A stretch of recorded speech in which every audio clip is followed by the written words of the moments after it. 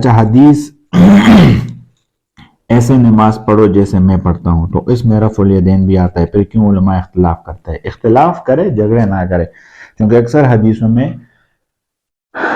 عبداللہ بن مسعود رضی اللہ عنہ کی جو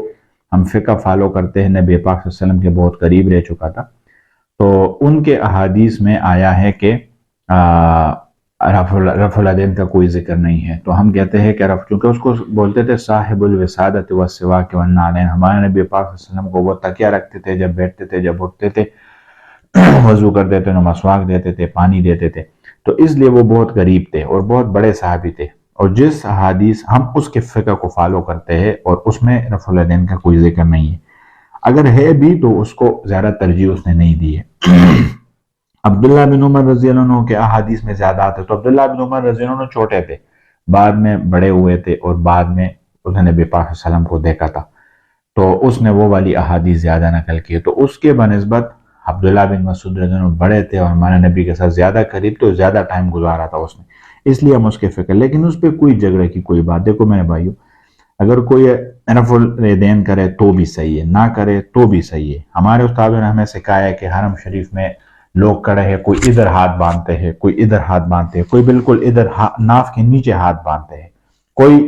رفع الیدین کرتے ہیں، کوئی ہر چیز میں اللہ کا نور ہے۔ اب رمضان المبارک آنے والے ہیں، جگہ جگہ پہ خاص کر اہل حدیث، ہمارے بھائیوں کے جو اہل حدیث ہیں، ان کے مساجد پہلے کہ 20 رکعت تراویح ثابت کرنے والوں کو 55 لاکھ روپے انعام، بڑے بڑے پمفلٹ لگے ہوتے ہیں۔ اور بھئی یہ خود ایک دلیل ہے کہ خانہ کعبہ، مسجد نبوی، پوری دنیا میں زیادہ لوگ وہ 20 رکعت پڑھتے ہیں، تو ایسے ہی تم لوگوں کو گمراہ کر دے، 8 رکعتوں پہ لگاتا ہے، لیکن چلو پڑھے بھی کسی حدیث کو لے لے تو کوئی نہیں، لیکن یہ اس طرح کے جھگڑے اور لوگوں کو بڑکانا اور لوگوں کو، یہ بات غلط ہے۔ پہلے سے لوگ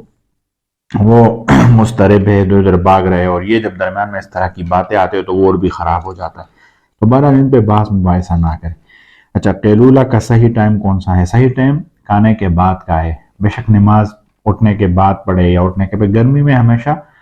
قیلولہ جب ہم کرتے تھے اس کے بعد اٹھتے تھے، 2-2:30 بجے یا 2:45 بجے ہم نماز پڑھتے تھے، گرمی میں ٹائم لمبا ہوتا ہے، سردی میں ہم پہلے نماز پڑھتے تھے اس کے بعد سوتے تھے تھوڑا سا،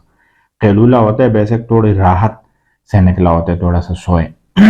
ہم لاہور میں تھے، ہمارے پاس چائنیز تھے، وہاں پہ وہ لازمی 1 سے 2 بجے چھٹی ہوتی تھی، 1 بجے جاتے تھے، کھانا تیار ہوتا تھا، 10-15 منٹ میں کھانا کھاتے اور سو جاتے تھے، 2 بجے وہ اٹھتے تھے، اس سے ہاضمہ بھی صحیح ہوتا ہے، اور اس میں دماغ بھی تیز ہوتا ہے، اس میں قیلولہ کے بہت فائدے ہیں، بہرحال وہ کرتے تھے۔ اچھا کیا ضرورت کے وقت نامحرم کو دیکھ سکتے ہیں؟ بالکل دیکھ سکتے ہیں۔ ضرورت کیا ہوتا ہے؟ جیسے ایک بندہ ہے، کسی ڈاکٹر کو ابھی اپنا چہرہ دکھاتا ہے، یہ فیمیل ہے وہ میل ہے، تو وہ اس کو اپنا آپ دکھاتا ہے، یا ایسی جگہ ہو جو مرد ڈاکٹر کو دکھاتا ہے، جو سطر میں آتا ہے، جو مرد سے بھی سطر کرتے ہیں، وہ بھی دکھا سکتے ہیں اگر ضرورت ہے، یا ایک مرد عورت کو یا عورت مرد کو دیکھتا ہے اسی غرض سے، نکاح کے غرض سے، آپس میں دیکھ کے ملے بات کریں، نکاح کی غرض سے، تو یہ ضرورت میں آتا ہے، اس کے علاوہ ضرورت نہیں ہوتی۔ حرم شریف میں عورتیں جاتی ہے تو مسجد میں کیوں نہیں آتی؟ پہلے زمانے میں مسجد میں بھی آتی تھی، اور ابھی بھی کوئی حدیث نہیں ہے، لیکن فتنے کا خوف ہے، عورتیں بازاروں میں آتی ہے، سارے اس کو دیکھتے، مسجدوں میں آئے تو بھی سارے دیکھتے ہیں۔ دوسری بات یہ کہ حرم شریف سے کیوں منع نہیں؟ چونکہ حرم شریف میں تو وہ برکات ہے جو عام مسجدوں میں نہیں ملتی نا، اس برکات لینے کے لیے جاتے ہیں، خانہ کعبہ کو دیکھنے جاتے ہیں، صفا مروہ کو دیکھنے جاتے ہیں، عمرہ کو دیکھنے جاتے ہیں، سایہ دیکھنے جاتے ہیں، مسجد نبوی میں جاتے ہیں، نبی پاک صلی اللہ علیہ وسلم روضے پہ سلام کرنے جاتے ہیں، تو وہاں پہ تو مرد بھی جاتے ہیں، عورتیں بھی جاتی ہے، اور وہ برکات لینے کے لیے جاتے ہیں ایسی، تو عام مسجدوں میں اگر ایسا ہوتا تو پھر وہاں پہ مرد کیوں جاتے تھے؟ پھر تو مرد ہی نہ جاتے، وہاں پہ ادھر ہی ہوتے تھے، تو بہرحال ایسا وہ ہے کہ عورتیں صرف خوف فتنہ کی وجہ سے علماء منع کرتے ہیں کہ وہ مسجد میں نہ، اس کے لیے اچھی بات ہے کہ وہ گھر میں ہی نماز پڑھے۔ اچھا کہتے ایک پاک باز عورت پر تہمت لگانا زنا کا، تو اس تہمت لگایا ایک پاک باز عورت پر تہمت لگایا زنا کا، تو اس کا کیا سزا ہے؟ اسلام کیا سزا بتا ہے؟ اسلام قذف سزا بتاتا ہے، حد قذف ہوتے 80 کوڑے، اگر ایک بندے نے ایسا کام کیا، اگر نہیں کیا اس کو 80 سزا ہے، اگر 80 کوڑوں کی سزا ہے، اور اگر کیا بھی ہے تو فضول میں جا کے لوگوں کو بتانا گناہ ہے۔ ہاں اس بندے کو بتا دے، ایک مرد نے ایک عورت کو دیکھا جو زنا کر رہی ہے، اور وہ عورت کسی شریف مرد سے پھر شادی کرنے جا رہی ہے تو اس کو چاہیے کہ یہ بتا دے کہ بھئی اس سے مت کرے شادی، اس کو میں نے زنا کرتے ہوئے دیکھا ہے، صرف اتنا تاکہ ان کی زندگی برباد نہ ہو جائے اس شریف انسان کا۔ اور اس کا تو کوئی تعلق نہیں ہے کہ جا کے ہر بندے کے سامنے یہ بولے کہ وہ یہ کر رہی ہے، وہ یہ کر رہی ہے، یہ غلط ہے۔ اور پھر گناہ قذف یہ ہے کہ جھوٹ بولے اوپر، اس کا تو بالکل تک ہی نہیں بنتا۔ یہ جو غامدی آتا ہے، پروفیسر ہے کہ اسکالر غامدی جو آتا ہے، تفسیر بھی ابھی اس نے لکھا ہے، یہ کہتے ہیں قذف کی کوئی سزا نہیں ہے۔ اب یہی ہے جو اسکالر بن جاتے ہیں، وہ کہتے ہیں قذف کی سزا نہیں ہے، تو پھر ہر بندہ دوسرے پہ جھوٹ باندھتا رہے گا۔ اچھا، کیا میں بہن سے اس نیت پر پیسے لے سکتا ہوں کہ بزنس شروع کروں گا اور منافع اس کو واپس زیادہ ادا کروں گا؟ اگر کچھ پیسے میں بھی لگا لوں تو منافع آدھا آدھا تقسیم کر سکتے ہیں؟ نہیں کر سکتے آدھا آدھا، کچھ پیسے آپ لگائیں گے تو کچھ پیسے پھر منافع میں آپ لیں گے۔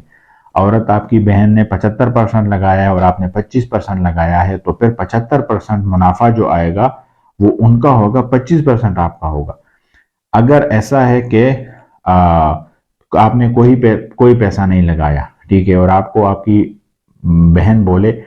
کہ پیسے میرے ہیں، محنت آپ کا ہے، آدھا آدھا کریں گے، وہ مضاربت میں آتا ہے، وہ آدھا آدھا ہوگا۔ لیکن اگر کچھ پیسے آپ نے لگائے اور آپ وہاں پہ آدھا آدھا کرے تو وہ غلط ہے، وہ نہیں ہے۔ جتنا پرسنٹ لگایا ہے آپ کا پیسہ، اتنا پرسنٹ آپ نے لینا ہے۔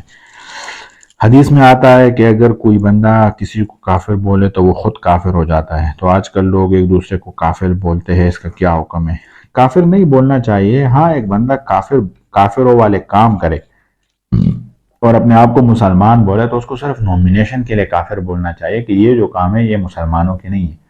جیسے آج کل لوگ کام کرتے ہیں مسلمانوں کو، مطلب اس کے بارے میں بتا دیں یہ مسلمان ایسے ہے، مسلمان تو ایسا نہیں کرتے، مسلمانوں کو بدنام کرنے کے لیے کر رہے، تو ایسے کام نہیں کرنے چاہیے۔ اور اگر کوئی بندہ ایسا کام کرے تو اس کو کافر بولنا چاہیے، کیونکہ بتانا بھی تو ہے، حق و سچ بھی تو بات کرنے ہے نا۔ اچھا، کہتے ہیں یوٹیوب سے پیسے کمانے کے لیے کسی عالم کی ویڈیو لگانا کیسا ہے، یا اس عالم کی اجازت لینا لازمی ہے؟ جہاں تک یوٹیوب کی بات ہے، اگر اس میں کسی عالم کی ویڈیو ہے اور وہ کوئی دوسرا بندہ لگا لے تو کاپی رائٹس آتا ہے، عالم کو کاپی رائٹس جاتا ہے کہ اس نے آپ کا ویڈیو لگایا ہے۔ اگر کاپی رائٹس میں اس نے مطلب اس کو بند کر دیا، اس میں انہوں نے وہ لگا لیا، اس پہ کاپی رائٹس پہ جو آبجیکشن آتا ہے تو ان کی جس نے لگایا ہے اس کا چینل بند ہو جائے گا۔ اور اگر اس نے معاف کیا، اس کو نہیں کیا، کاپی رائٹس لیا نہیں اس نے، تو بس پھر اس کی اجازت ہو گئی، اس نے کوئی نہیں، اس نے کہا کہ چلو ٹھیک ہے۔ اکثر عالم نہیں کرتے، کیونکہ عالم یوٹیوب چلاتے اس لیے نہیں ہے کہ ہمیں پیسے ملے یا ہم مشہور ہو جائے۔ میں 2011 میں لاہور میں تھا تو مجھے وہاں پہ لوگوں نے مشورہ دیا تھا کہ آپ یوٹیوب پہ چینل سٹارٹ کر لے اور آپ اس طرح جو مسائل ہم آپ سے پوچھتے تو آپ سٹارٹ کر لے۔ اور میں نے اسے کہا کہ یار نہیں ہے، تھوڑا سا ریا اور ان چیزوں سے ہم اس ٹائم وہ ہوتے تھے بہت زیادہ۔ پھر 10 سال درمیان میں 9 سال گزر گئے۔ پھر کرونا کے ٹائم پہ کچھ میرے دوست تھے یورپ میں، ان کے بچے خراب ہو رہے تھے، تو انہوں نے کہا اس کو تو آپ آن لائن قرآن سٹارٹ کر لے۔ پھر میں نے ایک آن لائن قرآن کی کلاس اس کو سٹارٹ کر لی،